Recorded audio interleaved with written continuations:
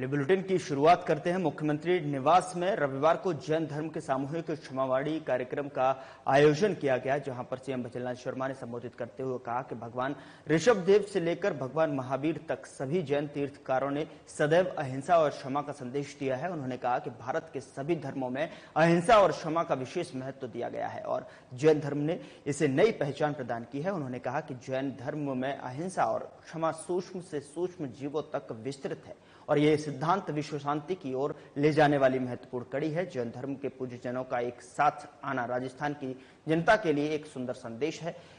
इसी के साथ सीएम ने कहा कि हमारी सरकार ने 9 माह के अल्प समय में ही प्रदेश में विकास की गति को बढ़ाया है। बता दें कि कार्यक्रम में उप मुख्यमंत्री डॉक्टर प्रेमचंद्र बैरवा, जन स्वास्थ्य अभियांत्रिकी मंत्री कन्हैयालाल समेत बड़ी संख्या में जैन समाज के प्रबुद्धजन उपस्थित रहे।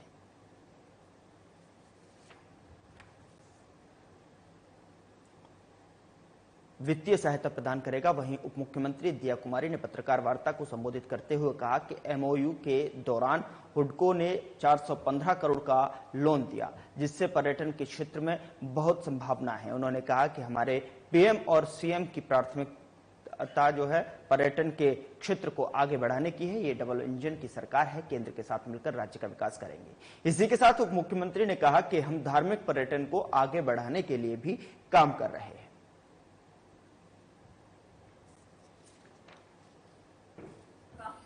कि उन्होंने जो आज 415 करोड़ का हमको लोन दिया है और जिसकी और बहुत लॉन्ग टर्म लोन है ये।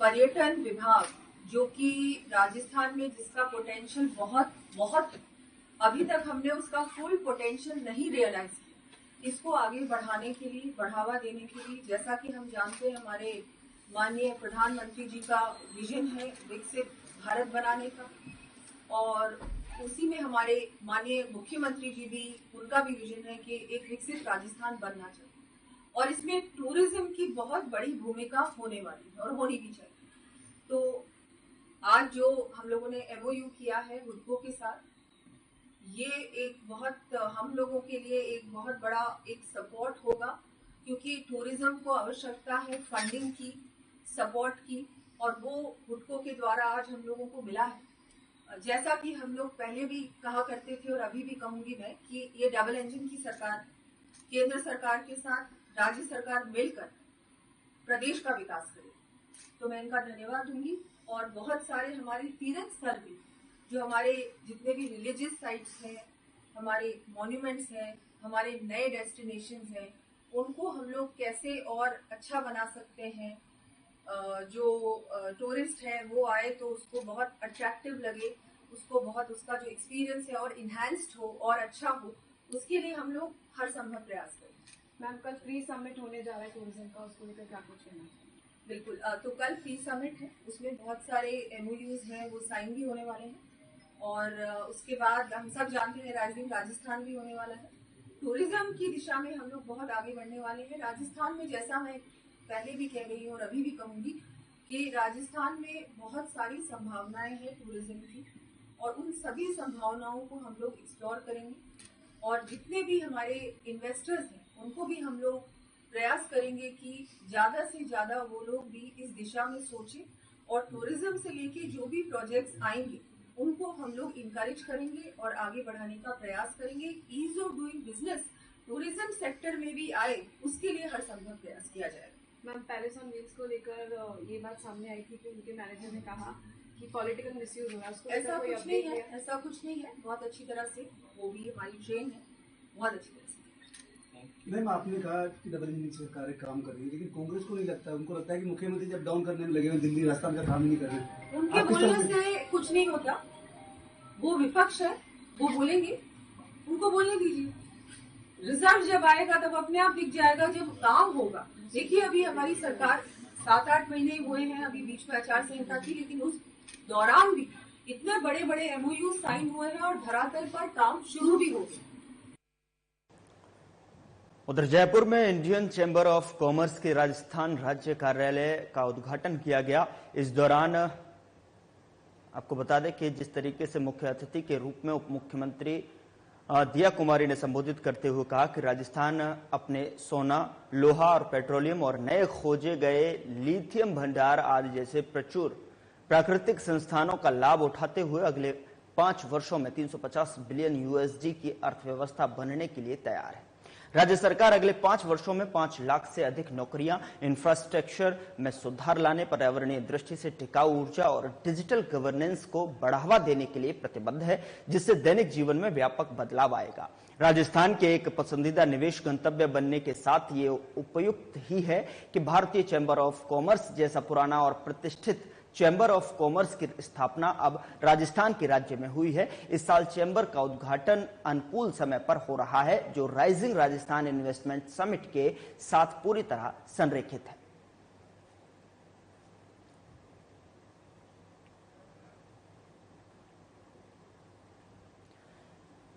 उधर जोधपुर जिला स्थित सर्किट हाउस में केंद्रीय संस्कृति और पर्यटन मंत्री गजेंद्र सिंह शेखावत ने प्रेस कॉन्फ्रेंस की।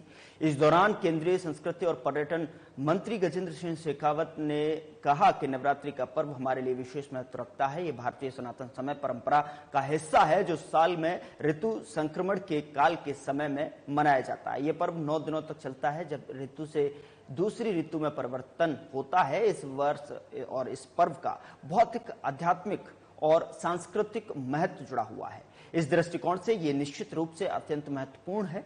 वहीं उन्होंने कहा कि भौतिक दृष्टिकोण से जब ऋतु का परिवर्तन हो रहा है तो हमें अपने आहार और दिनचर्या में भी बदलाव लाने की आवश्यकता होती है। इसके लिए संक्रमण के इस काल में व्रत और उपवास की व्यवस्था हमारे ऋषियों ने स्थापित की।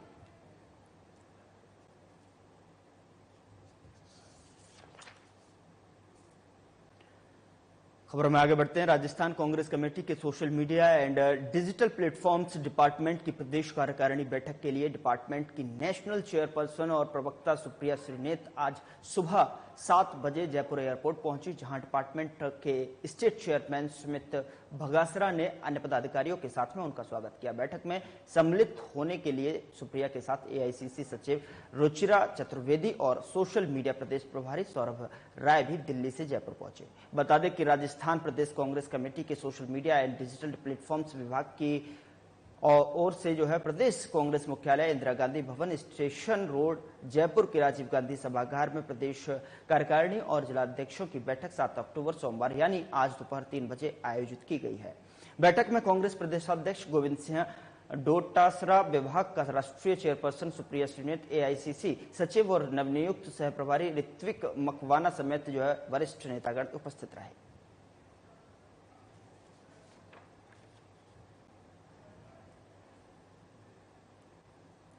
उधर शिक्षा और पंचायती राज मंत्री मदन दिलावर ने रविवार को रामगंज मंडी विधानसभा क्षेत्र में आने वाले कोटा दक्षिण नगर निगम के जयपुरडो में 22 करोड़ 9 लाख 79 हजार के विभिन्न विकास कार्यों का लोकार्पण और शिलान्यास किया। मंत्री दिलावर ने वार्ड नंबर 32 में अजय आहूजा नगर स्थित राजकीय उच्च प्राथमिक विद्यालय में नवनिर्मित 2 कक्षों का लोकार्पण किया और नए कक्ष बनाने के लिए विधायक कोष से 15 लाख रुपए देने की घोषणा की। साथ ही विद्यालय को मिडिल स्कूल में क्रमोन्नत करने की भी घोषणा की है। साथ ही उन्होंने विद्यालय परिसर में आम का पौधा भी लगाया। बता दें कि कार्यक्रम में कक्ष निर्माण में सहयोग करने वाले दानदाताओं और भामाशाहों का भी सम्मान किया गया। वहीं शिक्षा मंत्री ने इस अवसर पर उपस्थित लोगों को संबोधित करते हुए कहा कि शिक्षा के विकास के लिए कोई कसर नहीं छोड़ी जाएगी। विद्यालयों में कक्षों की कमी को दूर किया जाएगा।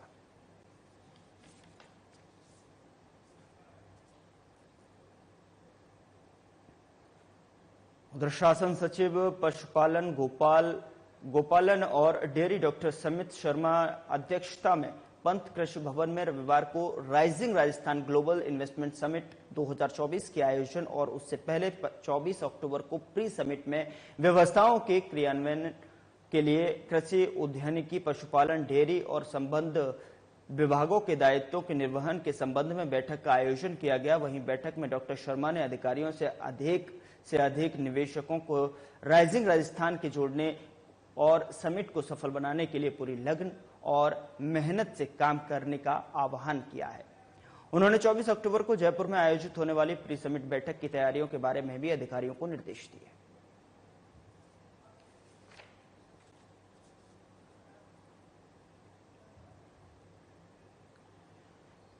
उधर जोधपुर स्थित उपनगरीय रायका बाग रेलवे स्टेशन के नाम में लंबे समय से जो त्रुटि थी उसमें सुधार के लिए देवासी समाज ने बड़ा आंदोलन किया था और सांसद हनुमान बेनीवाल ने लोकसभा के सत्र में नियम 377 के तहत रायका नाम के मध्य खाली स्थान हटाकर रायका करने की मांग रखी थी, जिस पर केंद्र सरकार ने मामले का परीक्षण करवाया और रेल राज्य मंत्री रवनीत सिंह बिट्टू ने सांसद हनुमान बेनीवाल को लिखित में जवाब भेजते हुए कहा कि दस्तावेजों में रायका बाग के नाम में सुधार कर दिया गया है। सांसद बेनीवाल ने कहा कि देवासी समाज की भावना को ध्यान में रखते हुए समाज के प्रतिनिधिमंडल की ओर से अवगत करवाई गई मांग को ध्यान में रखते हुए उन्होंने लोकसभा में मुद्दा उठाया था, जिस पर रेल मंत्रालय ने यह मौजूद लोगों ने सांसद बेनीवाल का धन्यवाद भी ज्ञापित किया है।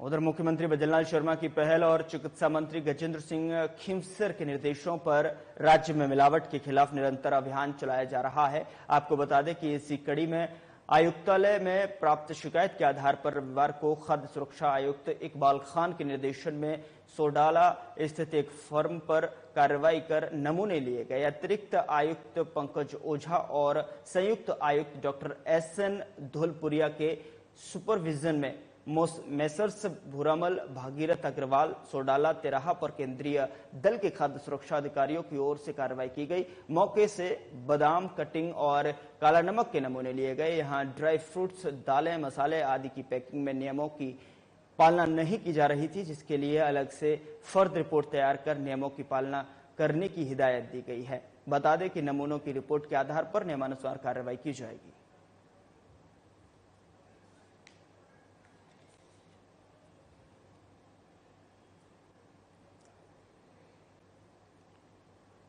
उधर टोंक के झिराना में चारागाह भूमि पर कई दशकों पुराने अतिक्रमण को हटाने के कोर्ट के आदेशों की कार्रवाई से एक दिन पहले आज चारागाह भूमि पर बसे ग्रामीणों ने जिला कलेक्टर के नाम मुख्य कार्यकारी अधिकारी परशुराम धनका को ज्ञापन सौंपा है। इस ज्ञापन के माध्यम से कार्रवाई रुकवाने और उक्त भूमि का रूपांतरण कराने जाने की गुहार लगाई गई है। ग्रामीणों का कहना है कि उक्त जमीन पर बने आवासों के अलावा उनके पास कोई दूसरे आवास भी नहीं है। साथ ही ग्रामीणों का कहना है कि उनकी पीढ़ियां यहां निवास करती हैं।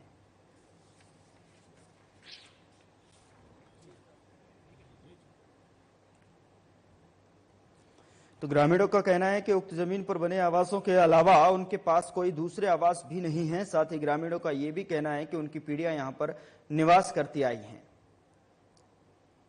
खबर टोंक के झिराना में चारागाह भूमि पर कई दशकों पुराने अतिक्रमण को हटाने के कोर्ट के आदेशों की कार्रवाई से एक दिन पहले आज चारागाह भूमि पर बसे ग्रामीणों ने जिला कलेक्टर के नाम मुख्य कार्यकारी अधिकारी परशुराम धनका को ज्ञापन सौंपा है। इस ज्ञापन के माध्यम से कार्रवाई रुकवाने और उक्त भूमि का रूपांतरण कराए जाने की गुहार लगाई गई है।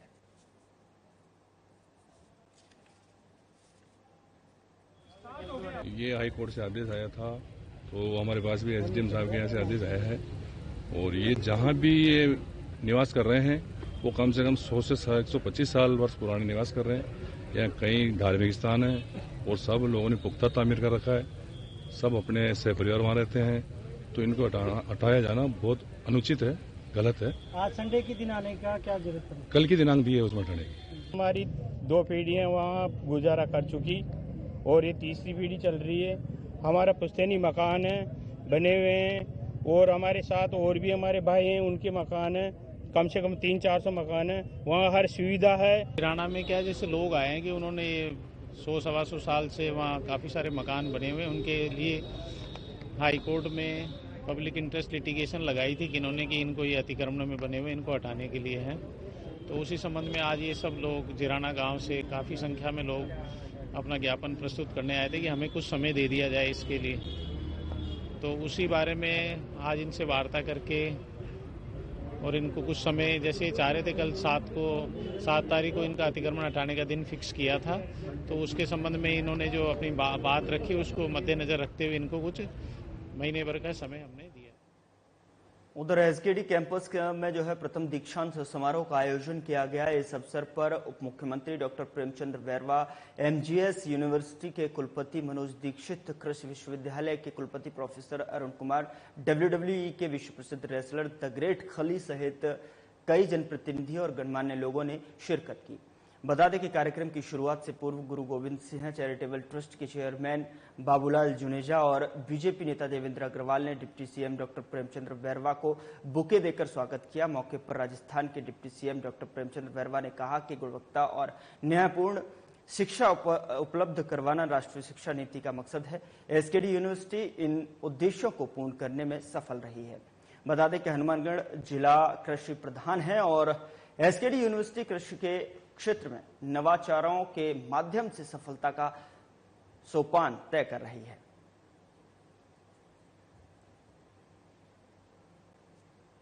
कुशालदास विश्वविद्यालय की स्थापना आज के 6 वर्ष पूर्व 5 अक्टूबर 2018 को की गई थी। पंजाब और हरियाणा की सीमा से लगता हुआ प्रदेश का यह क्षेत्र भी कृषि प्रधान क्षेत्र है।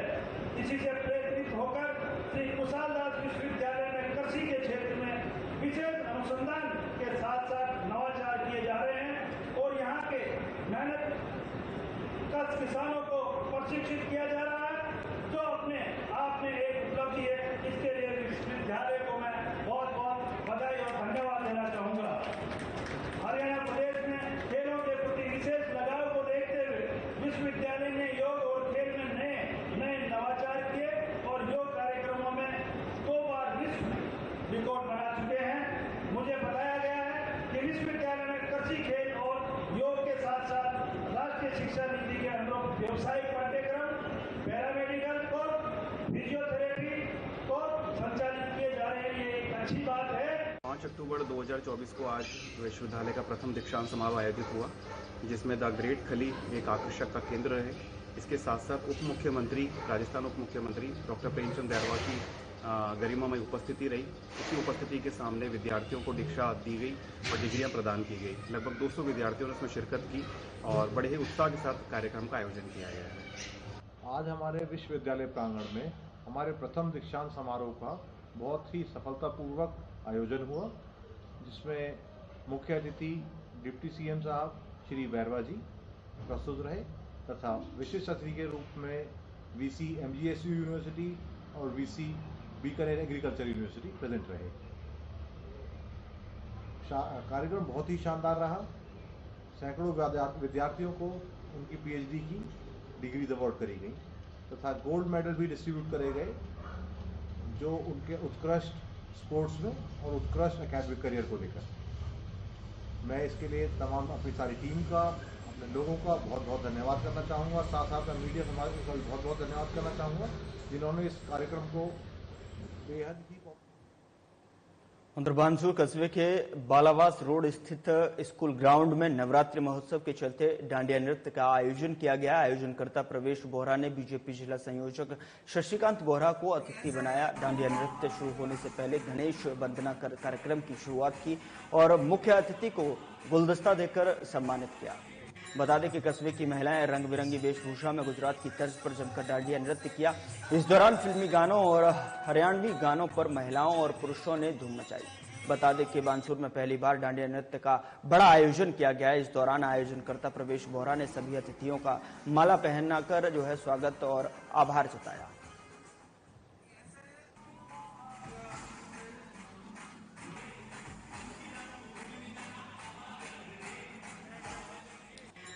तस्वीरें आपके सामने हैं, जहां पर जो है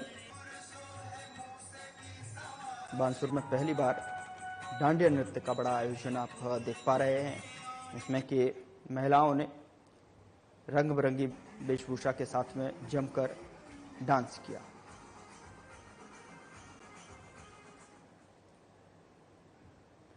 उधर निवाई नगर पालिका के तत्वाधान में आयोजित रामलीला महोत्सव के तहत शहर में भव्य राम बारात निकाली गई।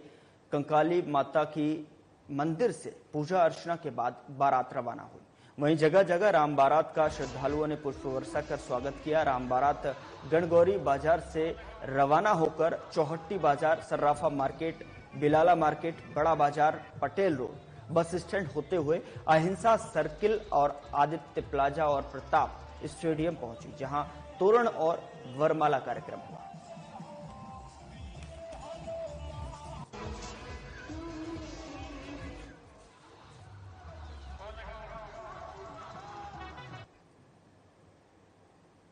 उधर anti gangster task force police मुख्यालय की टीम ने जयपुर के मानसरोवर इलाके में महिमा सर्किल स्थित एक चाय की थड़ी पर बैठकर लूट की योजना बना रहे 2 बदमाशों को पकड़ और एक अवैध देसी पिस्टल और 7 जिंदा कारतूस बरामद किए हैं। दोनों बदमाशों को मामले में अग्रिम अनुसंधान के लिए मानसरोवर पुलिस को सौंप दिया गया है। Police anti gangster task force के अतिरिक्त महानिदेशक दिनेश एमएन ने बताया कि गैंगस्टर तस्करों और वांछित बदमाशों की तलाश और धरपकड़ के लिए टीम को रवाना किया गया था।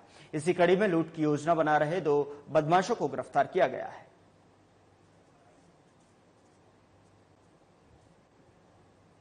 उदयपुर जिले के सायला थाना इलाके में गायफल गांव की माइंस के पास एक युवती पर जानलेवा हमला कर मोबाइल और गहने लूटकर ले जाने के मामले में पुलिस ने त्वरित कार्रवाई करते हुए 3 आरोपियों को गिरफ्तार कर लिया है। एसपी योगेश गोयल ने बताया कि शनिवार को गायफल गांव की माइंस के पास एक युवती के घायल अवस्था में पड़े होने की सूचना मिली और एसएचओ प्रवीण जुगतावत तुरंत टीम के साथ मौके पर पहुंचे, जहां एक युवती खून से लथपथ बेसुध हालत में थी।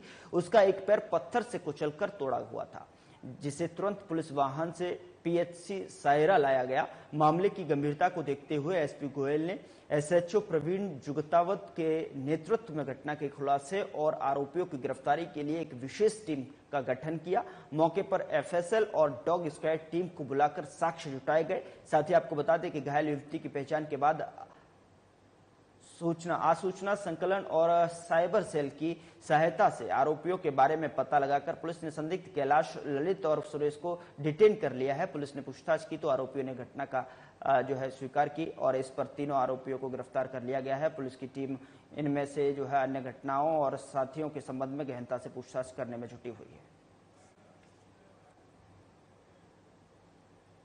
फिलहाल बुलेटिन में इतना ही। नमस्कार।